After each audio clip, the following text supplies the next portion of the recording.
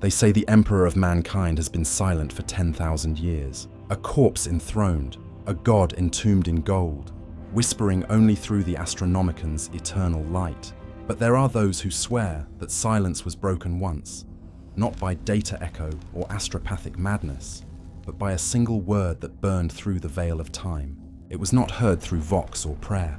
It was felt, across Terra's stone veins, through the cold hulls of battle barges, in the tortured hearts of the faithful. A pulse, a command, a whisper that tore reality itself like parchment before fire. They called it the Emperor's final word. And in that moment, the Imperium trembled.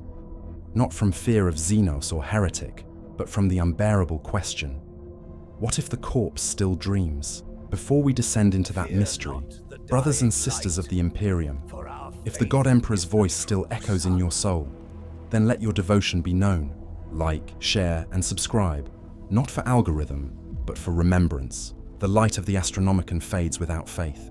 Let us keep it burning, beneath the skies of terror, where the polluted clouds never part, and the sun is a dim ember behind layers of ash and faith.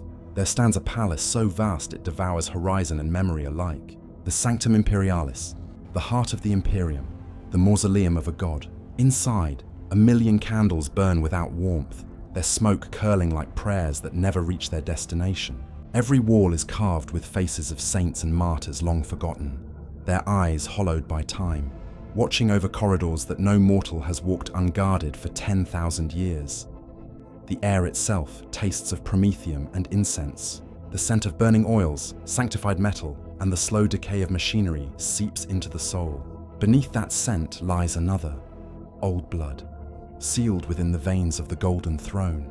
The Emperor's body, neither corpse nor living thing, rests upon that throne like a dying sun trapped in gold. His skin, where it remains visible beneath relic plating, is parchment pale, veined with lines of faint light. Tubes thicker than a man's torso feed into him, drawing sustenance and giving pain in equal measure.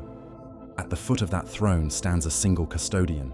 His name has not been spoken aloud since the siege. He has stood watch for 3 centuries without sleep, motion, or speech.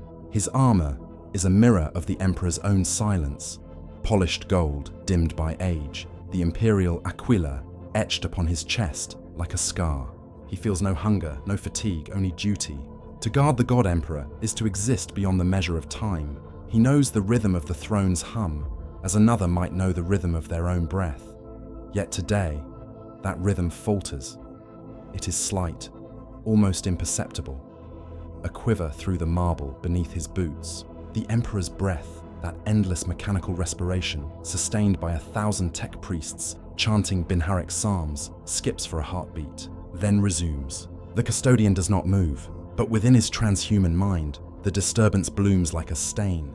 He feels it again moments later, a subtle distortion in the electromagnetic hum of the chamber. The servitors do not notice. The Magos attending the throne do not pause in their work, but he hears it, or perhaps not a sound, a memory of one. He recalls the last time he felt such tremor. It was during the Siege of Terror, when the sky itself screamed under bombardment and the Emperor still spoke to his sons. That voice had been light and command intertwined, each word heavy enough to crush stars. But this is different. This is not power. This is fragility, a flicker, an intake of breath before something breaks. A servitor shuffles past, dragging cables that pulse with holy current. Its vox grill hisses out a fragment of static that almost impossibly resembles a word. The custodian's gaze flicks toward it, a movement so slight it could be mistaken for the shifting of light. But the servitor continues on, oblivious, its mouth spilling meaningless binary. Irawanwan, Ave, Imperator, Ewajuanu. Silence returns. From the far end of the chamber, the Grand Magos, overseeing the throne, raises a mechadendrite and gestures for more attendants. One of them hesitates, glancing at the instruments before her. A low-frequency pulse has registered on the data slate, too low for natural vibration. She marks it down, but does not question it. No one questions the machine that keeps a god alive. Above them, the Emperor sits unmoving. But if one looked closely, past the metal and the tubes and the scars of 10,000 years, they might see something stir behind his eyes, a faint convulsion beneath sealed lids. The custodian feels it. He cannot explain how.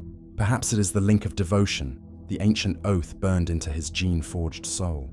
Perhaps it is imagination, but he feels something vast and wordless, brushing against the edges of thought. Not speech, not command, more like awareness, the feeling of being seen. He remembers his training. Custodians do not question, they do not dream. But in that stillness, beneath the endless drone of the throne, a single thought rises unbidden. Is he waking? The idea is blasphemy. The Emperor cannot wake. He sustains mankind through his sacrifice, not his will. He is the beacon, not the voice. To imagine otherwise is to court heresy. Yet the thought will not fade. A tremor passes again, this time unmistakable. The lights dim for precisely 1 second, and every candle flame wavers as if exhaling together. The Magos halt their chanting, confused. Data streams flash error sigils. The custodian tightens his grip on his halberd, its power field whispering like a sleeping beast. And then, from the depths of the throne's machine hymns, there comes a sound. It is not heard with ears, it is felt through the marrow, a single pulse, a heartbeat. The custodian's eyes widen, the first movement in centuries. His armor's servos whine as he steps forward, 1 pace only, before stilling again. The pulse fades, the lights stabilize, the Magos resume their prayers, and the Emperor's face, once still, appears serene once more. But the custodian cannot unhear it. That rhythm, buried within the hum of the throne, echoes now inside his mind. 1 beat, 1 word, 1 breath, he kneels, not in reverence, but in disbelief, for in that instant, he knows the silence has changed. Something beneath the throne has awakened. The hum of the golden throne has always been a song of equilibrium, a fusion of life and decay, of technology and sanctity. But now, deep beneath the sanctum, that song falters. The ancient conduits that thread through the palace walls, arteries of molten energy and prayer, begin to stutter. Vox choristers whisper that the machine spirits are uneasy, though none dare speak it above a hush. Far below the chamber of presence, in the sublevels where the air is heavy with ozone and oil, the priesthood of the Adeptus Mechanicus tends to the throne's infinite complexity. Red-robed magi glide between titanic reactors, their mechadendrites sparking with blue light as they recite binary litanies older than any human tongue. Servitors chant in dull harmony, their words stripped of meaning long ago. Blessed be the core, murmurs Magos Kryl, his voice distorted by vox filtration. Blessed be the pulse that binds. Yet as he leans closer to his console, he sees the readings tremble. Voltage fluctuations, infinitesimal but irregular. The sacred rhythm, the one calculated to sustain the Emperor's life force, skips. 1,000 data streams collide in meaningless noise, and for a fleeting moment, a pattern appears. Not a code, not a malfunction, something like a voice. Kryl's servo skull tilts toward him, its auger array flickering. Input recognized, it crackles. He freezes. Repeat.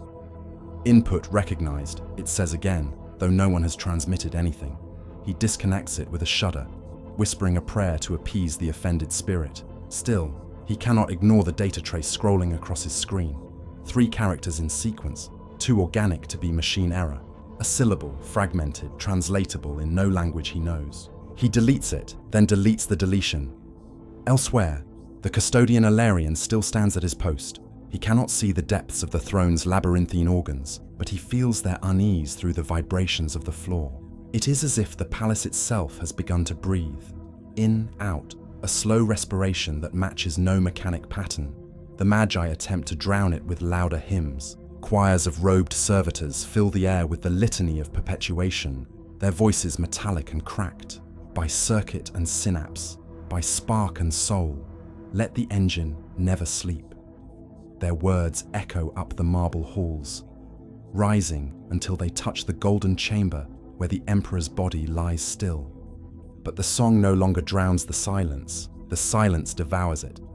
The custodian turns his head toward the far wall, where the cables from the throne disappear into darkness. He imagines them twitching like veins beneath the skin of a titan. The faint vibration grows until it feels like a whisper at the edge of hearing. Not spoken words, but intent. A question pressed against the fabric of existence. He does not respond. He dares not. But the thought persists. If this is not malfunction, then the Emperor himself is stirring within the machine. Far away, At the borders of the solar system, astropaths begin to lose cohesion in their chant. The Astronomicon flares for an instant, a beacon too bright to stare upon, then dims. None yet understand what it means, but every psyker within reach of terror feels the same tremor at the same instant. A whisper running through the warp, soft as breath upon glass. Within the palace, Magos Kryl raises his head from his instruments. "Did you hear that?" He asks one of the lesser tech priests. "Hear what, revered one?" He hesitates. The hum has steadied. The console's read nominal. The faint scent of ozone fades into incense once more. And yet, there remains the echo of something vast. Kryl's mechanical eyes refocus. "Nothing," he says. "A ghost in the code." The custodian knows better. His armor's sensors register nothing unusual, yet his human heart, the relic of flesh left within a near-perfect frame, beats faster. He kneels once more before the throne, head bowed. In the distance, thunder rolls across the poisoned skies of terror, though no storm is recorded. He feels the whisper again, closer this time, curling through his consciousness like smoke. Words beyond hearing, shaping themselves into a single impression that chills his soul. Not command, not anger, something stranger, recognition. The pulse begins in the deep, unseen chambers below the throne. There are catacombs even the custodes no longer patrol. Tunnels where data cables have fused with veins of old stone, where machine and mountain have become indistinguishable. It is there that the first wave shudders outward, a heartbeat so subtle it passes through ferrocrete, ceramite, and faith itself. No instrument records it, no mortal ear detects it, but everything living feels it. In the sanctum above, time seems to hold its breath. The light from the throne dims to amber. The air, once heavy with incense, now tastes metallic. The way lightning smells before it strikes. The servitors freeze mid-step, their cogitator minds suspended in sudden stasis. Magos Kryl's binary litany cuts short as his mechadendrites twitch, overloaded by signal interference that doesn't exist. Even the custodian, unshaken by millennia of siege and blasphemy, finds his knees trembling. It is as though the world itself remembers fear. The Emperor's body remains unmoving, but the air around him ripples faintly. The golden sarcophagus hums at a new frequency, deeper, like the growl of a buried god. Every lumen flickers in rhythm with that unseen beat. The custodian lowers his gaze and sees dust shifting across the floor, spiraling toward the throne in perfect concentric circles. He grips his halberd tighter. The Mechanicus scramble to interpret the readings. No logical explanation holds. The throne is not overheating. There is no surge, no structural breach. It is as if the machine is listening, and then the sound comes again. Not a sound, but the absence of one. A moment so perfectly silent that it devours everything else. The humming engines, the droning prayers, even the pulse within the custodian's chest. For one infinite instant, existence forgets to continue. And then, it happens. A single word, or what the mind perceives as such, ripples through every nerve in the room. Not through air, but through being. It is a vibration that pierces flesh and circuitry alike, too vast for language, too intimate for translation. It is not loud. It does not echo. It simply is. The custodian falls to one knee. The Magos screams as sparks burst from his bionic eyes. The servitors collapse mid-chant, smoke curling from their augmetics. One by one, the lumen globes shatter overhead, raining glass that never reaches the ground, suspended in the golden light radiating from the throne. Within that light, the Emperor's face moves. It is slight, the barest motion of lips. But for those few who see it, time ends. The word is not heard twice. It is not recorded. It is not remembered clearly. Only the feeling lingers, a vast sorrow, a command wrapped in grief, a truth too heavy for comprehension. And then, stillness. The globes fall. The light returns. The servitors reboot. The Magos screams fade into whispers of prayer. The golden chamber looks once again like a tomb. Nothing has changed, and yet everything has. The custodian remains kneeling. He realizes he is shaking, not from fear, but from awe. He does not know what he heard, if hearing is even the word. He only knows that it was. He cannot speak. He dares not. He looks up toward the throne. The Emperor's eyes are closed, as they always were. The cables pulse steadily. The machine hums again, calm and infinite. But beneath that hum is another rhythm. Quieter, deeper, the echo of what has just passed. For a long time, he stays there, frozen in reverence. Outside, the bells of terror toll once, unbidden. Across the palace, Vox systems briefly flicker with static. On distant Mars, an entire forge ship halts mid-operation as its spirit registers an impossible signal from the throne world. The tremor is gone, but its ghost lingers in the machine, and in the heart of the custodian Alarian, a single thought forms, unspoken but eternal. He spoke. He rises slowly, armor scraping against stone, and turns to face the sealed doors of the sanctum. Beyond them, a universe built on silence and faith awaits its first true sound in 10,000 years. He does not know it yet, but the echo of that word is already moving, through the throne, through the palace, through the warp itself, carrying with it the faintest, most heretical promise: the Emperor lives. There are no storms in the warp that come without warning. The Imperium breathes in slow, malign rhythms, eddies of thought and terror, tides of emotion that even the Emperor's light cannot fully tame. But on this night there was no rhythm, no breath, only the scream. It began as a murmur in the void, a ripple of unseen gravity that touched every astropathic choir across the segmentum solar. Men and women trained from birth to endure madness, suddenly convulsed as if struck by lightning. Their soul bonds, threads spun through pain and devotion, all snapped in the same instant.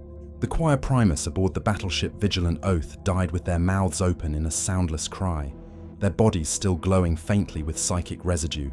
In the Scole of Terror, hundreds of lesser seers clutched their temples and wept blood, whispering words no Vox could record. On the bridge of the Vigilant Oath, Captain Remiel stood frozen.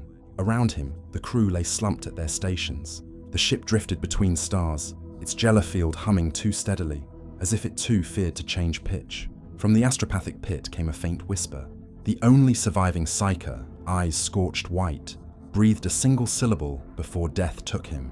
It was not in low Gothic nor high, it was older. The echo of that word bled through the warp like fire through oil. On Terra, alarms sounded in the Telepathica towers. The Adeptus Telepathica had protocols for warp interference, for psychic storms and demon surges, but this was none of those. Every choir, every psyker, every conduit of thought, all reacted at once. Reports flooded the Adeptus Administratum. Mass fainting, spontaneous chanting, uncontrollable weeping. Vox traffic filled with static that sounded almost like speech. In the chamber of the Astronomicon, the great beacon flared white. The Emperor's light, steady for 10 millennia, pulsed once, like the beat of a heart. The lenses of the Astronomicon towers fractured under the pressure, spilling shards of auric glass across the floor. The choir bound to the beacon screamed as one, their agony shaking the very walls. For 10 seconds, the light of mankind flickered. For 10 seconds, ships across the galaxy drifted blind. Then it steadied again. But the damage was done. Throughout the warp, echoes lingered. Soft, rippling distortions in the fabric of unreality. Psykers who had survived spoke of a whisper behind the silence, something vast and sorrowful. Some claimed they heard a voice. Others said it was a memory of a voice. A few described the impossible, that they had seen him. A figure of light on a broken throne, looking not down upon humanity, but through it. At the Scolum Sanctum, a senior astropath named Lyrae lay dying. Her attendants surrounded her, reciting benedictions through tears. "Speak, sister," one begged. "Tell us what you heard." Her lips cracked as she formed the words. "He called," she rasped. "He said..." Her body convulsed, and a blast of psychic backlash shredded the instruments around her. When the attendants opened their eyes again, she was gone, her seat reduced to ash. Only a faint mark remained on the wall, etched in the soot by unseen heat. A circle, incomplete, as if waiting for another line to finish it.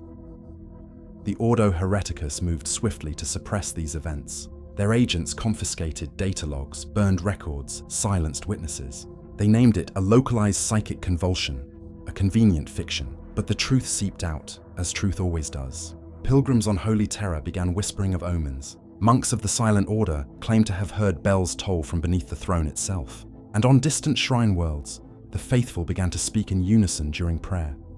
Their voices blending into a single sound none could translate. Something had spoken. The custodian Alarian, still bound to his watch, felt the echo of it even within his armor. His thoughts trembled against it. He did not understand the word, but it nested within his mind like an ember refusing to die. And out beyond the stars, in the heart of the warp, unseen entities stirred. Demons turned their gazes toward terror and hissed in confusion. Something vast had shaken even them, something they did not comprehend. The light that had burned constant for 10,000 years had changed pitch, and for the first time since the Age of Heresy, the warp itself seemed to listen. In the days that followed the Astronomican's flicker, madness became a contagion. It spread not by contact, nor by word, but through thought itself, a fever in the soul. Across the Imperium, the faithful and the damned alike began to speak in dreams. Not all remembered the same sound, yet all awoke with the same conviction, that something had broken through the veil between man and God. On the fortress world of Cadavra Tertius, deep within the scholar Psykana, the instructors gathered to examine one of their most promising acolytes. The boy was young, barely more than 16, but his eyes burned with knowledge that no mortal should contain. He had survived the night of the scream, had awoken unscarred, his mind somehow intact when others had burned from within. They questioned him for hours under hex sigils and truth wards. "What did you hear?" asked the Primaris Psykana Inquisitor, voice clipped and cold. The boy smiled through cracked lips. "He remembered me," he whispered. The interrogator frowned. "Who remembered you?" The boy's pupils dilated until his eyes were black as void. "The Master of Mankind," he said, and then he began to laugh. It was not madness at first, it was relief. The sound grew until his body convulsed and the laughter became a scream.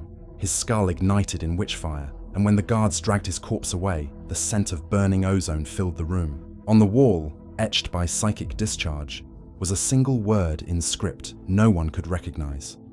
Reports like this multiplied by the hour. Entire ships were found adrift, their astropaths fused into their thrones, still whispering through dead vox lines. In the cathedral cities of Ophelia VII, nuns began to speak in unison during Vespers, chanting words they could not recall upon waking.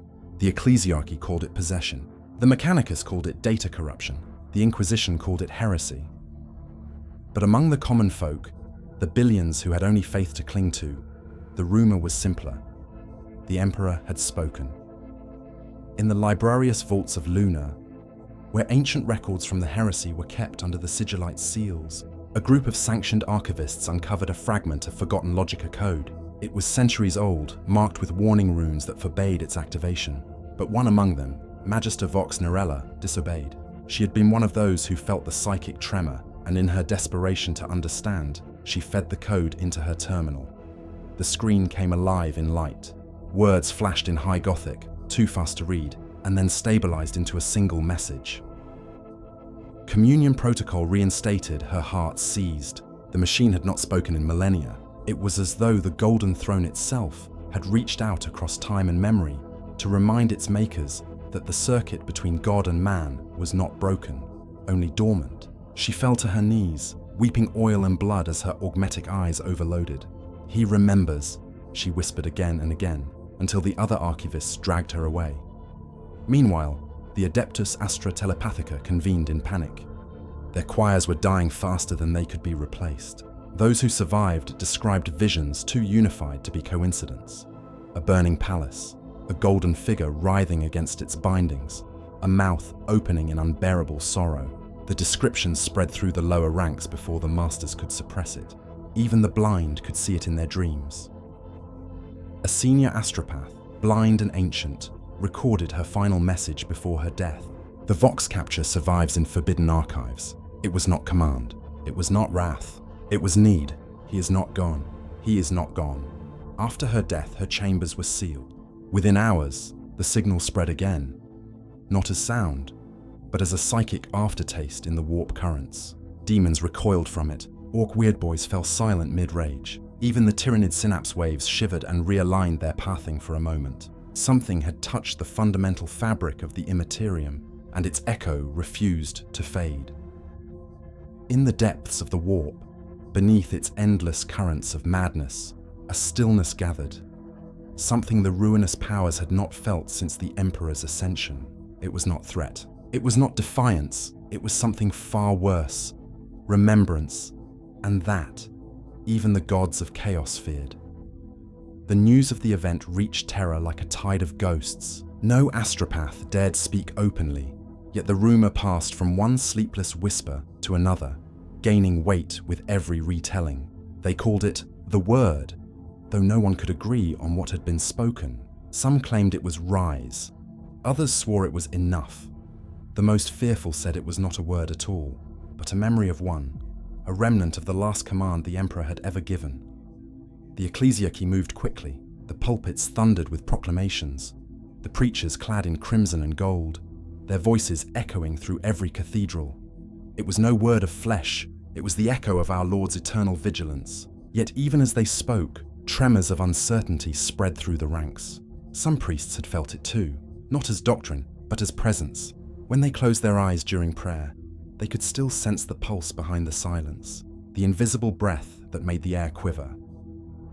In the corridors of the Order Hereticus, the Inquisitors met in shadow.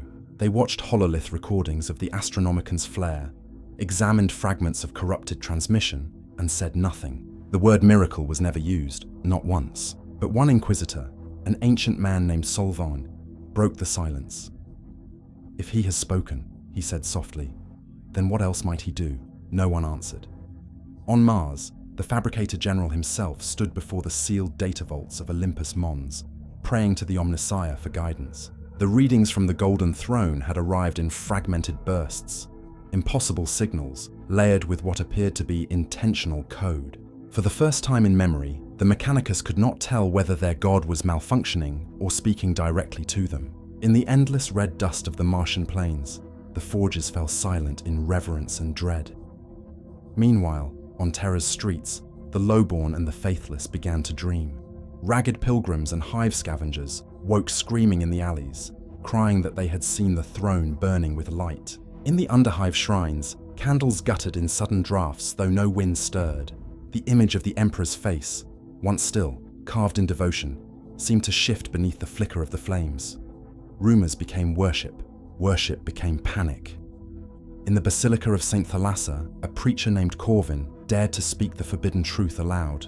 "Brothers and sisters," he cried to a weeping crowd, "our God lives! He has not forsaken us! The throne is his chrysalis, not his tomb." The congregation erupted in wails of ecstasy and fear. By dawn, Corvin's tongue had been cut out by the ecclesiarch's order, and his sermon reduced to ash. But his words spread faster than fire. The faithful now prayed not for mercy, but for return. The custodian Alarian heard these rumors from afar, but he did not need them to know their truth. The echo of that first pulse still throbbed behind his temples, a rhythm too steady to forget. He had tried to dismiss it as hallucination, an illusion born of centuries of silence, yet every fiber of his being told him otherwise. In the still hours between shifts, when the palace slept and the stars were drowned by smog, he could almost feel the throne breathing. He wondered what it meant. Was it awakening? Was it farewell? The questions gnawed at him, though he would never speak them aloud. Custodians were made for duty, not faith, but faith was a contagion, and even golden armor could not keep it out forever. Far beyond the light of the Astronomican, in the void between dying suns, a lone rogue trader vessel drifted through the warp. Its navigator awoke in terror, her third eye bleeding light. She had seen the Emperor, not enthroned, but standing, wrapped in impossible radiance. His gaze had fallen upon her as though across eternity, and in that instant, she had understood one thing only. The silence was ending. When her crew found her, she was smiling through bloodless lips, whispering the same phrase over and over again. He remembers the living. They burned her body before the warp could claim it, but her words lingered in the ship's vox echoes for days afterward, repeating faintly in the static like a benediction from nowhere. And on Terra, deep within the Sanctum Imperialis, the custodian still stood guard before the throne, eyes fixed upon the still figure in gold. The machine hummed its eternal song of sacrifice, unbroken, unchanging. Yet beneath that hum, a second rhythm persisted, softer, older, impossibly human, the rhythm of a heart that had begun to beat again. The record begins with silence, Not the mechanical hush of a sealed vault, nor the reverent quiet of a shrine, but the absolute stillness of a soul unburdening itself after 10,000 years of vigilance. Custodian Alarian's voice, though never meant to be heard beyond this chamber, was transcribed by a servo quill and buried beneath 30 layers of encryption. The document's title, rendered in High Gothic, reads only, "Testament of the Silent Guard." His confession opens with ritual precision. "By the Emperor's will, I was forged. By his light I stood. By his silence, I endured." He pauses, and even the record seems to hold its breath. "I have seen centuries pass like seconds. I have watched saints burn and heretics crowned, yet never have I faltered in my oath. The throne was my world. The hum of its machine was my heartbeat. I believed it eternal, until the day it faltered. The custodians were never meant to speak of such things. Their discipline was the foundation of the Imperium's illusion of certainty. The Golden Throne could not fail. The Emperor could not stir. These were absolutes. But when the silence changed, when it moved, Alarian could no longer bear the weight of obedience. In his memory, the moment plays again with perfect clarity. The throne, the flickering light, the pulse that rippled through the marble beneath his boots, the soundless voice that reached through flesh and armor and burned its mark upon his mind. He had not understood it, yet he had felt it, like a father's hand upon his shoulder after a lifetime of separation. "I wanted to deny it," he whispers into the recorder. "We are not made for faith. We are made for service." But I heard him, not as I once did in the days before the siege, when his words were thunder and command. No, this was fragile, like the memory of speech after centuries of dreaming. He lowers his gaze. The others did not hear it, or if they did, they buried it as we bury the dead, beneath ritual, beneath denial. To them, nothing had changed. To me, everything had. For the first time since the heresy, Alarian found himself afraid, not of battle, not of death, but of meaning. If the Emperor had truly spoken, then silence was no longer divine, it was prison.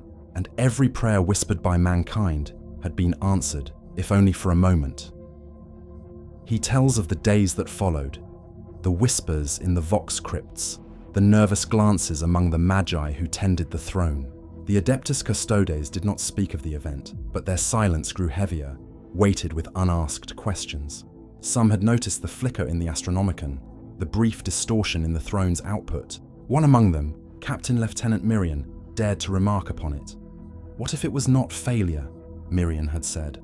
What if it was awakening? Alarian had not answered then. He could not. The mere suggestion was heresy, but the thought gnawed at him like rust through gold. He recalls kneeling before the throne in solitude, head bowed beneath the unseen gaze of the Emperor. "If it was you," he had prayed silently, "then tell me what you command." But no word came again, only the slow, familiar hum of the life support systems, the whisper of air through sacred vents, and the faint echo of his own heart. And yet, in that silence, something lingered. Not command, not reassurance, expectation. It felt as though the Emperor had spoken not to him, but through him, a spark placed within a vessel of obedience, waiting for the right moment to ignite. The confession ends with a single phrase, spoken so softly that the recording barely captures it. "I am not meant to speak." But silence is not loyalty, it is fear. "And I am done being afraid." The file terminates abruptly. A sealed code sigil marks the point of interruption, the kind reserved for internal investigation by the sigillite's successors. The rest of the record was locked away, lost to the labyrinth of imperial archives. But fragments survived, carried in rumor and forbidden prayer. In the years to come, those fragments would resurface in unexpected places, on data slates of pilgrims, scratched into the armor of fallen custodians, whispered by Psykers who could not have known his name, all carrying the same message. He heard the word, and it changed him. Alarian's recollections shift now from confession to vision. The words on the fragmentary record become uneven, the quill scoring deeper into parchment as though he struggled to contain what he remembered. He writes, "I saw the throne flicker." The phrase repeats, line after line, until the ink thins to scratches. He had been alone when it happened, or as alone as any being could be in the shadow of a god. The magos and servitors had withdrawn for the scheduled calibration rites. The chamber of the throne lay still, its incense-thick air glittering with particles of sacred dust. Alarian's duty was simple: to stand watch, to witness nothing, to endure. But as the minutes stretched into hours, he felt the air grow heavy. The scent of promethium and sanctified oil thickened until it choked him. He tasted ozone on his tongue, metallic and sharp. The light emanating from the throne, eternal, golden, unwavering, began to dim, not fade, but breathe. The glow pulsed, faint at first, then steady, as though it echoed a heart buried deep within the machine. He took a step forward, and the sound of his armor moving was deafening in the stillness. His every instinct screamed at him to stop, to turn, to call for the Mechanicus, to break protocol. But duty anchored him. He had sworn his life to this moment. If the Emperor stirred, he would be the first to see it. Then, the light flared. It was not brilliance. It was revelation, a luminosity that bypassed the eyes and struck directly at the soul. The chamber dissolved around him, every detail swallowed by radiance, until all that remained was the throne and the one who sat upon it. For the first time in millennia, Alarian saw the Emperor as more than an effigy. The golden armor gleamed like a second sun, yet within that radiance was sorrow immeasurable. His face, no longer the corpse-pale mask of the reliquary, was alive, drawn in agony and grace. His eyes, sealed by centuries of ritual, were open. They were not eyes of flame or power. They were human. They recognized him. Alarian fell to his knees. He wanted to speak, to proclaim devotion, to beg forgiveness for all of humanity's failures. But the words died in his throat. The Emperor's gaze held him still, and in that moment, Alarian understood what it meant to be truly known. Every thought, every fear, every doubt laid bare. He felt the weight of the Great Crusade, the betrayal at Istvan, the burning of Prospero, the scream of Horus echoing across the vengeful spirit. All of it reflected in that gaze. The Emperor's lips parted. The movement was slow, deliberate, like the grinding of mountains.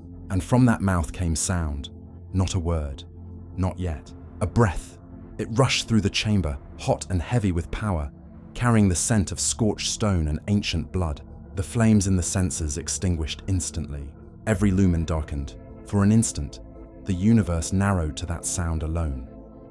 The exhalation of something that had not breathed in 10,000 years. Then came the word. It was not spoken in any human language. It was not heard with ears. It was known. It moved through him like fire through glass, reshaping the inside of his mind into something new.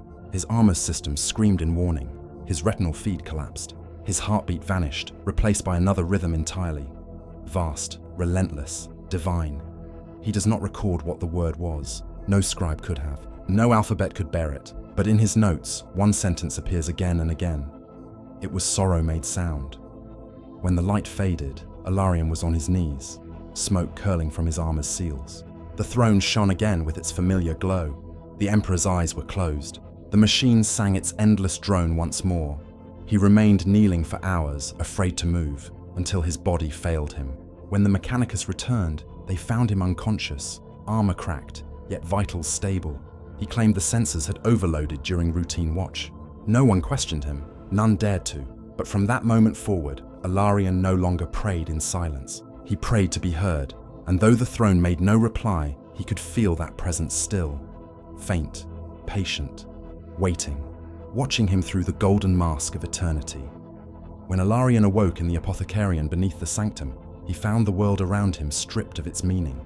The chamber smelled of incense and antiseptic oils. Servitors drifted between stasis pods, their limbs whispering like wind through a mausoleum. A Medicae Magos leaned over him, murmuring prayers as she recalibrated the cables that still connected him to the diagnostic altar. Her vox grill spoke the ritual benediction. By the Omnissiah's hand, the flame endures. He heard the words, but none of them touched him. The sound that had burned through his soul, the breath of the Emperor himself, still echoed behind every heartbeat. He could not tell if he was alive or merely the echo of a man shaped from devotion and ash. When the Magos completed her inspection, she bowed stiffly. "You were found collapsed beside the throne," she said. "The machine god preserved you. You will resume watch when cleared." But Alarian knew what she truly meant. "You will speak of nothing." For days, the custodians kept silent vigil around his chamber. Their armor gleamed, their faces masked, but Alarion saw the tension in their stillness. They had felt something too. The air in the palace no longer obeyed its usual rhythm. It seemed to breathe. In the quiet hours, the marble underfoot vibrated with a pulse too faint for instruments, yet impossible to ignore. Then came the summons. He was led through corridors few mortals had seen, past statues of heroes turned to dust, through gates inscribed with wards against blasphemy. At the end of that labyrinth waited the tribunal of the companions. 3 custodes, cloaked in shadow, their halberds resting across their knees. Between them stood a single figure draped in robes of crimson and black, the Chancellor of the Imperial Palace, voice of the High Lords. Custodian Alarion, the Chancellor intoned, you have served faithfully, but questions have arisen concerning irregularities during your watch. The Golden Throne registered a temporal surge. Explain. Alarion bowed his head. There was no malfunction, he said quietly. The Chancellor's expression did not change. Then what transpired? He hesitated. Words trembled at the edge of his tongue. He wanted to tell them everything. The light, the voice, the impossible awakening. But duty bound him as surely as his armor. To speak would be to unleash heresy across Terra. To remain silent would be to betray the truth. He chose silence. I do not know, my lord, he said finally. The throne flickered. Then all returned to order. The Chancellor regarded him for a long moment. You will take an oath of silence, he said at last. Effective immediately. You will speak to no one of this matter. Not your brothers, not the Mechanicus, not even the ecclesiarchy. The Emperor's peace depends on your discretion. Alarion nodded.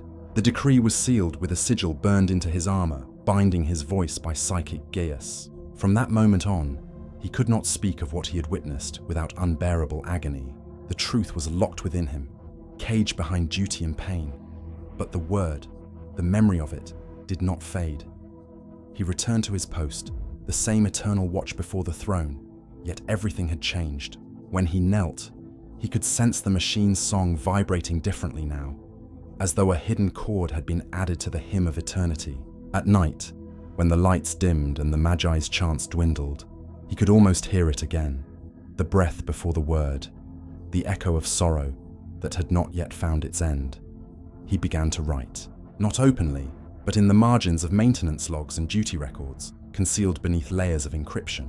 Phrases that meant nothing to human eyes, but formed a pattern in binary and sigillic tongues.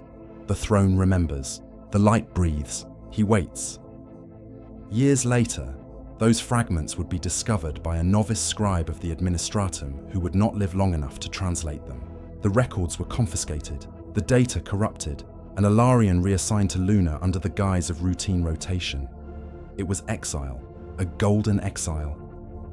From the lunar surface, he could see Terra as a dim halo in the void, his home, his prison, the resting place of his god.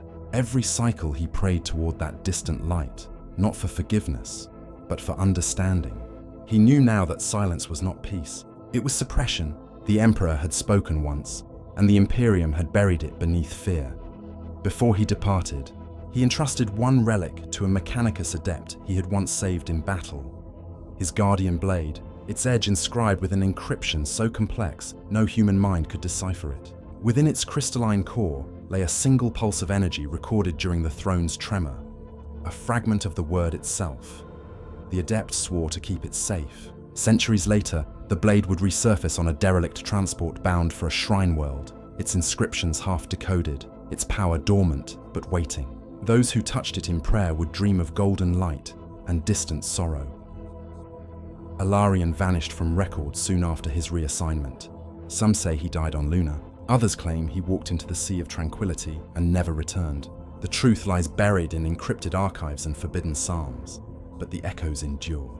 In the warp, in the whispers of pilgrims, in the dying thoughts of Psykers, the same word recurs without sound or language.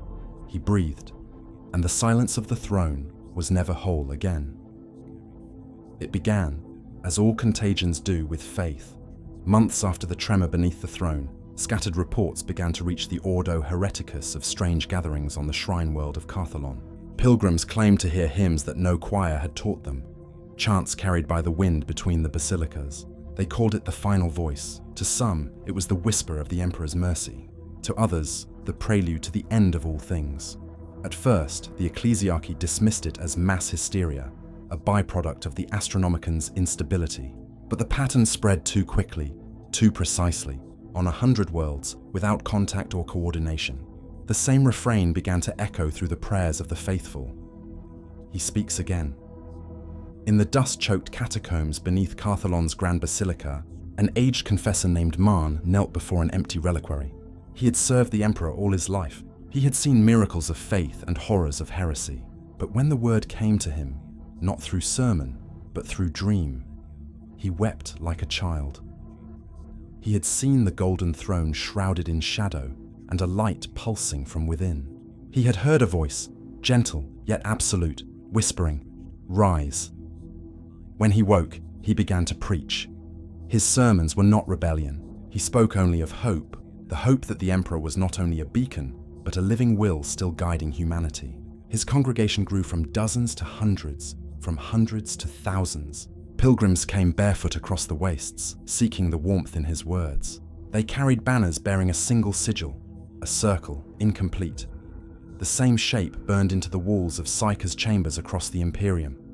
The ecclesiarchy declared his movement a deviation, but they hesitated to call it heresy. How does one condemn belief in the Emperor's return? How does one silence hope without admitting fear? Soon, others began to follow Marn's example. Priests and abbots reported visions of light flooding the cathedrals at night, of statues of the Emperor weeping oil and fire.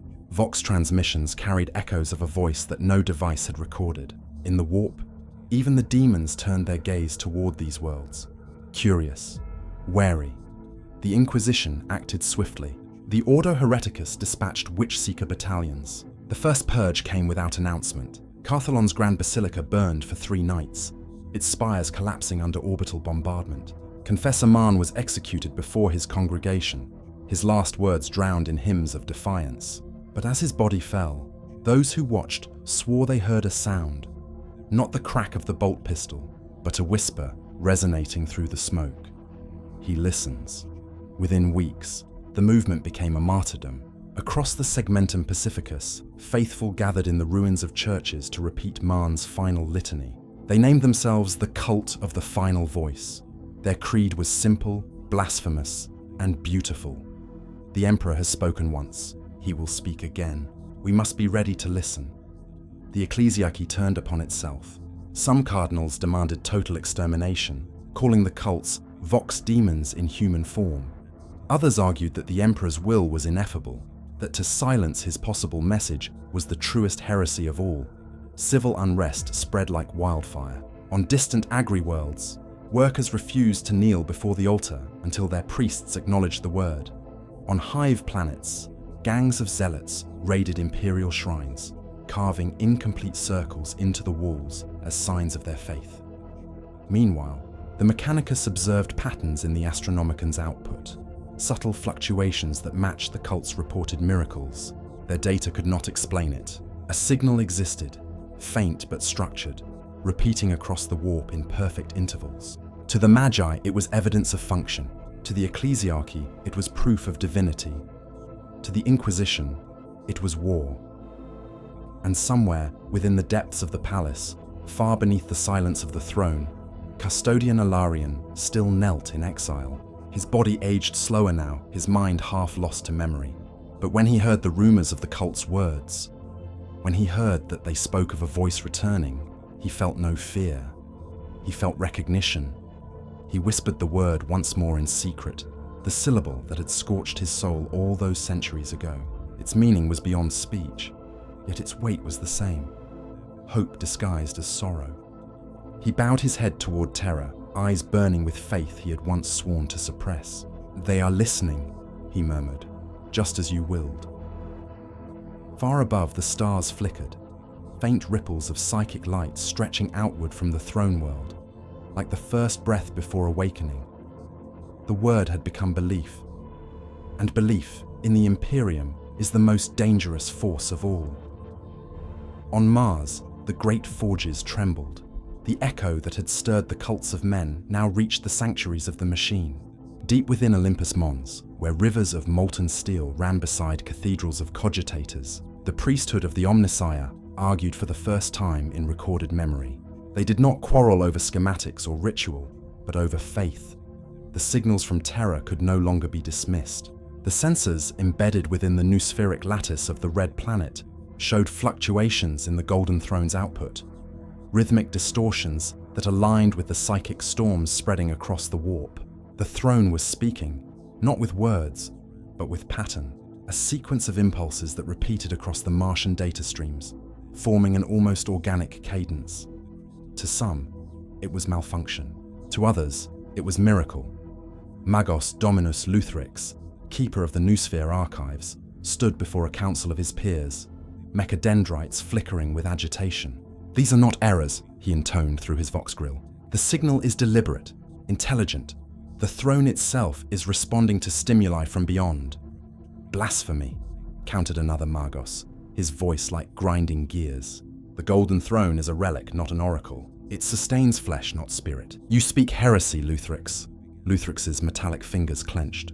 "If the Omnissiah truly resides within the throne, then perhaps he has chosen at last to awaken."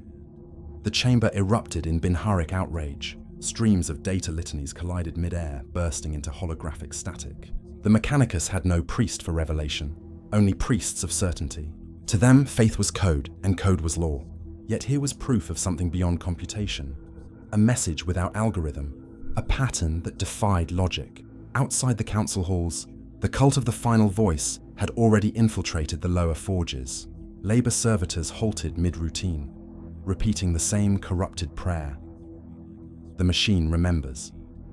Adepts painted incomplete circles in sacred oil on their augmetic limbs, murmuring of the day when man and God would speak as one. The schism spread. Some magi sought to purge the heresy, executing their own subordinates in cold precision. Others secretly copied the data streams, running clandestine simulations to decode the pulse. One claimed to have translated part of it, a fragment resembling an instruction or plea. "Sustain, still, alive."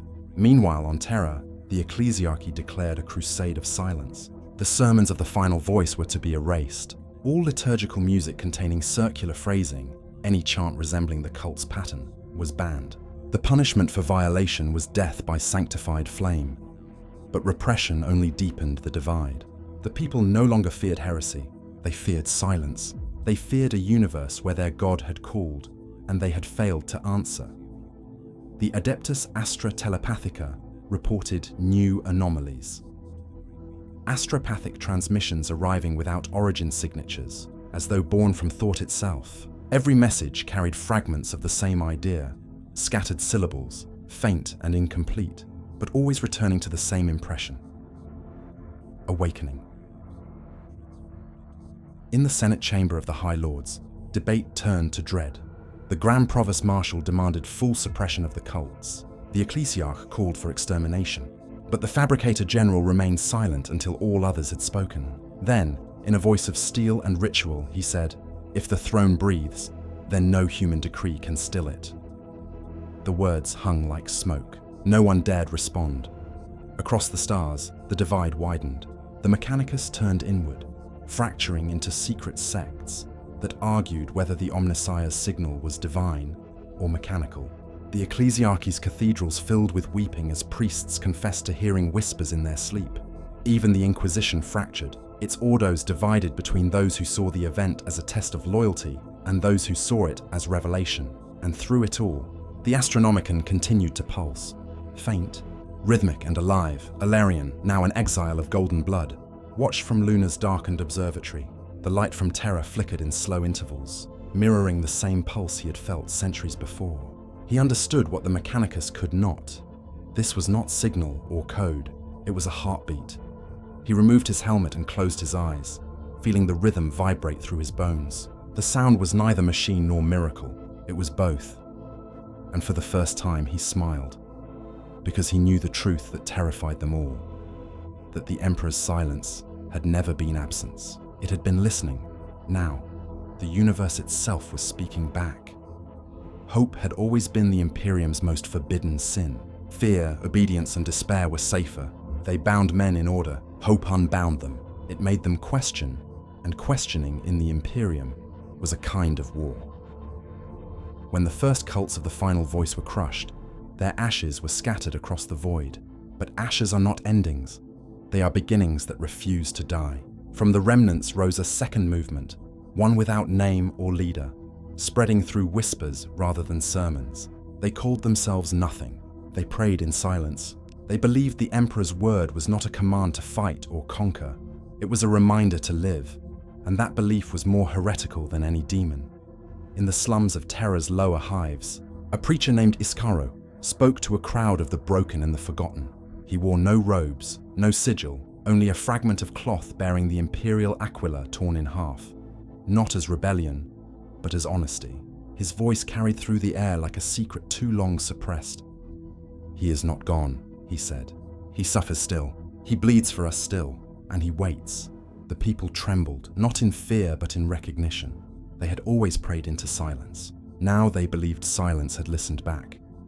When the Adeptus Arbites came for him, they found no defiance. Iskaro knelt as they raised their shock mauls, whispering only one phrase before they beat him into dust. He woke for a moment, and it was enough. The message spread faster than any sanction could contain. In manufactorums, workers carved circles into their benches. In mining colonies, men hummed low notes in rhythm with the pulse of the warp. Even aboard warships, officers began to record strange fluctuations in the Geller fields, as though the ships themselves were joining the unseen choir. But not all welcomed hope. Within the ecclesiarchy, inquisitions ignited against one another. The older priests, carved from fear and duty, denounced the idea of a living God as the greatest blasphemy imaginable. To them, the Emperor's death was the foundation of mankind's survival, a sacrifice eternal, immutable. To claim he still breathed was to unmake their faith. The younger clergy, those raised amid endless war and void, began to wonder aloud. What if his silence was never death, but endurance? Temples burned, holy cities drowned in blood. The word hope became punishable by flaying, yet it still spread, carved into walls and whispered in confessions. The Inquisition could no longer contain the contagion. Their purges only strengthened it. For every cult silenced, two more rose in its ashes, proclaiming not rebellion, but love.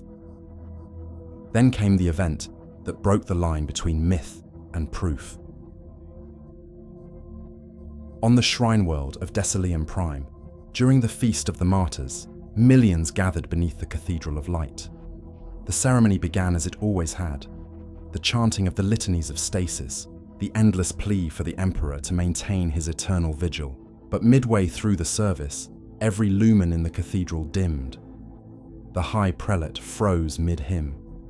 A sound filled the space, not loud, not soft, but inevitable. It was the sound that haunted dreams, the echo that had traveled from the throne through the warp and back again. The same pulse, the same rhythm, the same breath. The congregation fell silent. Then, as one, they began to weep. Some claimed they heard words, fragments of language so ancient no lexicon could hold them. Others felt only warmth, as if the Emperor's gaze had fallen upon them for the first time. The prelate collapsed before the altar, eyes burned blind, his final words broadcast across the planetary vox. He is not silent. He forgives us still. Decilium was purged within the week. Orbital fire reduced the cathedral to ash. No survivors remained, but among the debris, investigators recovered a data slate fused by heat. Its last recording little more than static, save for one faint anomaly. When enhanced, it revealed a single heartbeat. The Adeptus Mechanicus denied the finding. The ecclesiarchy declared it a fabrication. The Inquisition sealed it beneath 5 layers of sanction, but the faithful already knew. In every corner of the Imperium, on worlds where light had never reached, on ships lost to the void, the rhythm continued. Pilgrims carried the rumor like a relic, whispering, "He forgives." Even the custodes, who had long buried faith beneath obedience, could no longer deny what they felt. Within the palace, beneath 10,000 years of incense and dust, the throne's hum had changed again. It was no longer the endless dirge of sacrifice. It was something gentler, something alive. On Luna, Ilarion stood at the observatory's window and watched Terra glow faintly against the black. His armor had long since dulled. His flesh had aged, though slower than it should. The exile had become a monk, the warrior turned witness. He remembered the emperor's gaze, the light, the breath, the sorrow made sound. For centuries he had called it memory. Now he knew it had been prophecy. He turned to the sky and whispered the words that had once burned his mind. "You are not gone." And for the first time in 10,000 years, the void answered with warmth, not light, not command, not miracle, only hope. There are nights now when the Astronomicon falters. From the void, the beacon of mankind flickers like a dying ember, its once unbroken radiance splintered into waves of uneven light. Navigators aboard imperial vessels wake screaming, their third eyes bleeding as they glimpse shadows writhing behind the flame. The warp grows quiet in places it should roar, and in others it howls where silence should reign. The Imperium does not yet call it crisis, only maintenance irregularity. But in the hidden sanctums of the Adeptus Telepathica, the truth spreads like a plague of whispers. The Emperor's light is changing. On Terra, the Astronomicon towers burn with overdriven energy. The choir of 10,000, Psykers chained in concentric rings around the beacon's core, chant themselves hoarse as their life essence is drawn into the great machine. Their song, once steady, is discordant now, the harmony fractured by something within the warp that no astropath can name. The master of the Astronomicon stands at the heart of the chamber, his eyes milk white and his skin veined with fire. He feels it more clearly than any of them, the rhythm that underpins the beacon, the heartbeat beneath the song. Once, it had been the Emperor's steady will, calm and immutable. Now it fluctuates like the pulse of a dreamer shifting in sleep. He whispers to his aides, his voice brittle. He is moving. The aides record his words in binary, unsure if he speaks prophecy or delirium. The beam intensifies, and the master's body convulses. For a moment, his voice deepens. Not human, not sane, but vast, echoing through the minds of every psyker linked to the Astronomicon. Do not fear the dark. It listens too. And then he dies, his body collapsing into ash. The choir wails. The beam steadies again, but its light feels different, not brighter, but warmer. It touches the soul, not the eyes. Across the Imperium, strange phenomena follow. Ships report navigating through warp corridors that seem to open for them, guided not by coordinates but by instinct. Entire fleets arrive at destinations weeks early, their navigators unable to explain how they traverse storms that should have destroyed them.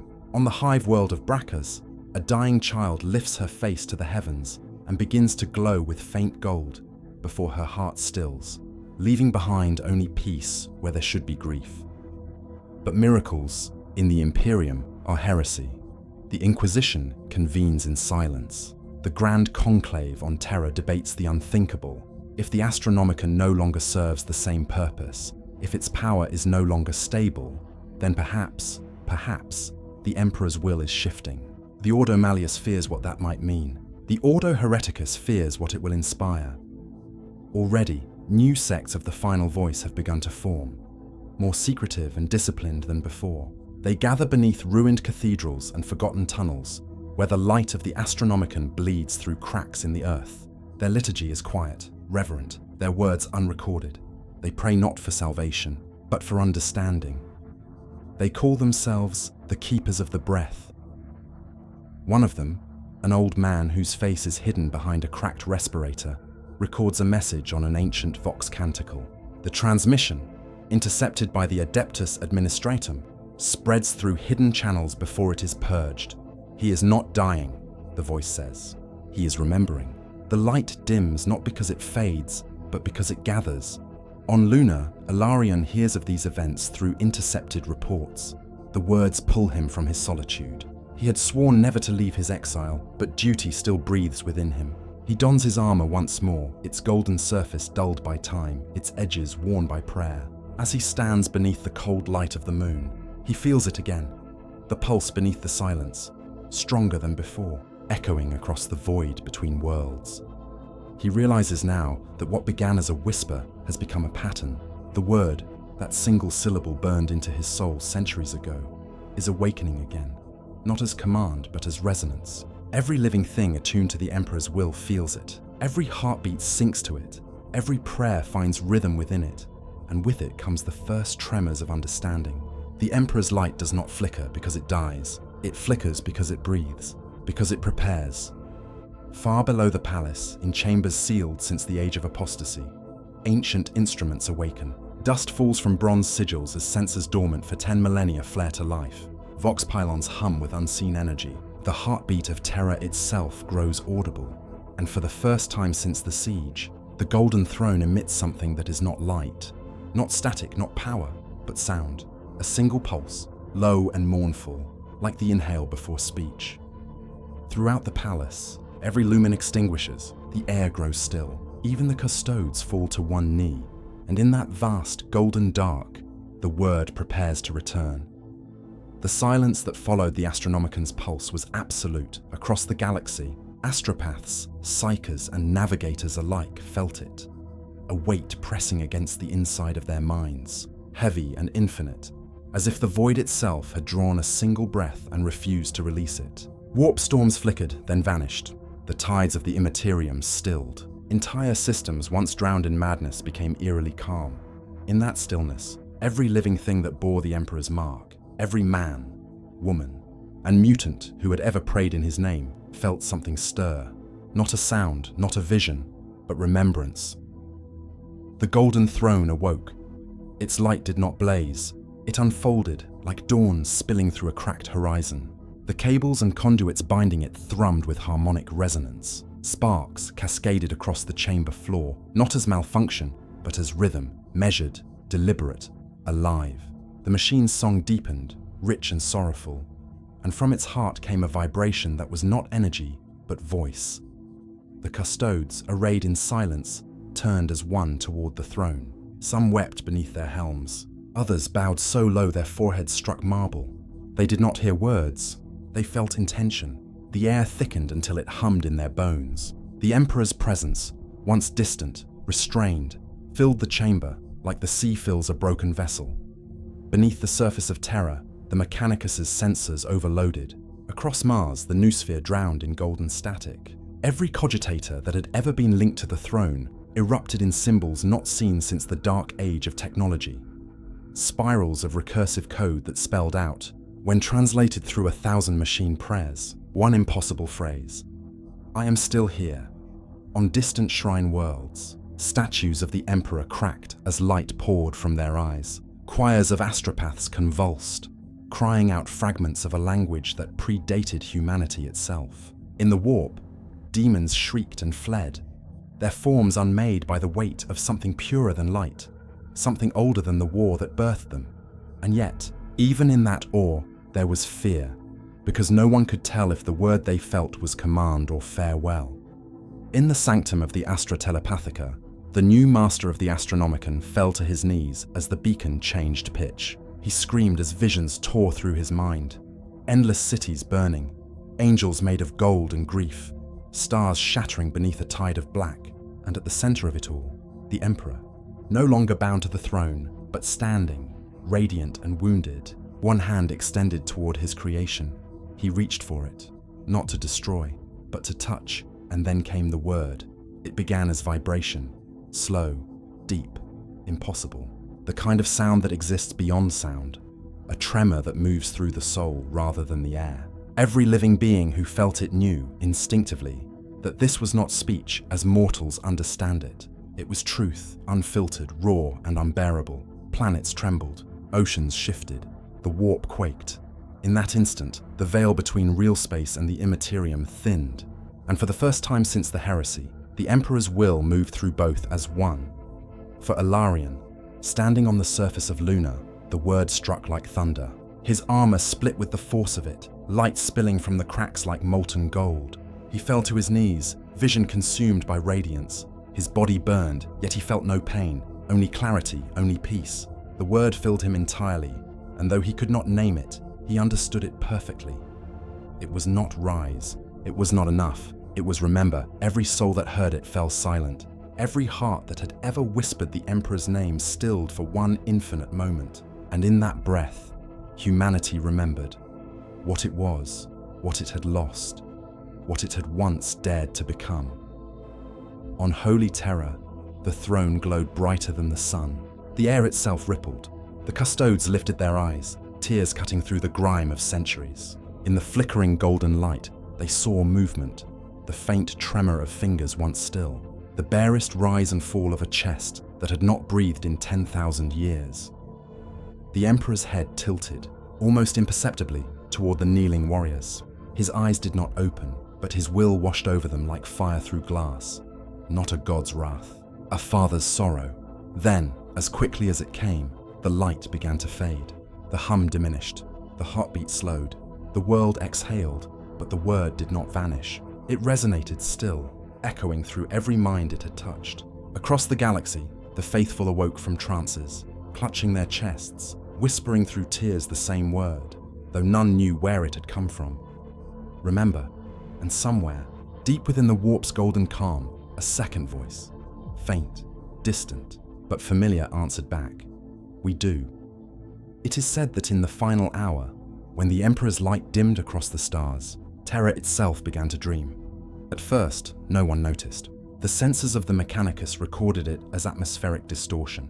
The Adeptus Administratum catalogued it as seismic interference. The ecclesiarchy called it divine trembling. But those who stood upon the soil of the throne world felt it in their marrow, the pulse of something vast and sleeping beneath them. The planet's crust hummed with the rhythm of a buried heart. The throne room lay drowned in shadow. The glow that had once filled it, eternal and absolute, was now softer, diffuse, like the reflection of a sunrise that had not yet come. The custodians stood motionless in the half-light, their armor coated in a fine dust that shimmered with motes of gold. The silence was deep enough to drown thought. At the center, upon his throne of agony and eternity, the Emperor's body lay as it always had, yet not as it once was. The tubes and cables that tethered him to the machinery pulsed slower now, their once steady rhythm replaced by an almost organic cadence. To mortal eyes it might have seemed mechanical fatigue, but to those who felt it, the truth was clearer. The machine was following, not leading. The Emperor's body had begun to breathe, one breath, long, shallow, but real. It echoed through the sanctum, through the marble, through the planet itself. On Luna, Alarion felt it too.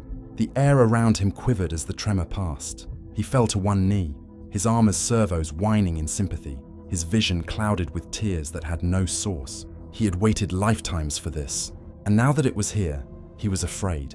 Because if the Emperor woke, then all that had been built on his silence, the cults, the dogma, the empire itself, would burn.